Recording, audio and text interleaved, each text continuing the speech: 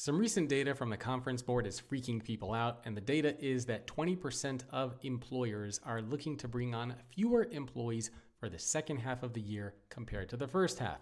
Now, on the surface, this might seem like doom and gloom, but I think there's something deeper at play here, which comes back to demographics, disruption, and discipline. A lot of organizations have learned what happens when they overhire, and then during difficult situations and circumstances, they are forced to deal with having to let go of employees. And so when it comes to strategic discipline, organizations have learned that lesson. And I think what they're trying to do now is, instead of overhiring, they're focusing on the employees that they have and making more investments in culture, engagement, and employee experience. Because during and post-pandemic, we've seen a lot of organizations go on massive hiring sprees, only then to realize that they hired too many people. Organizations now are being far more cautious because they know that there's a lot of disruption and change coming ahead.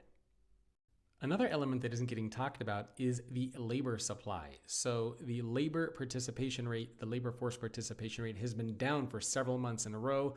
We see a lot of older people who are retiring and getting out of the workforce. So it's not that it's just about doom and gloom in the economy. It could also be that organizations are genuinely having a hard time finding the qualified candidates that they need for the roles that they want to fill.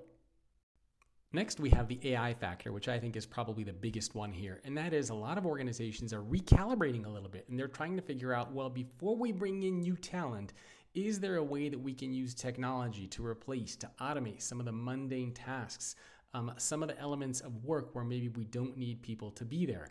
And this is, of course, a smart strategic decision. It makes a lot of sense. We're seeing organizations around the world do this because they're realizing they don't need so many extra hands. Instead, what they can do, they can focus on making investments in the people they do have, using AI in a lot of areas where they might be lacking, and then trying to figure out what that might look like there. And the last point that I'll bring up is there's been this trend, and I hate the names of these trends that are coming out there. The next one is job hugging. Where what's happening is that a lot of employees out there are actually hugging onto the jobs that they have. They don't want to leave. They want that career safety.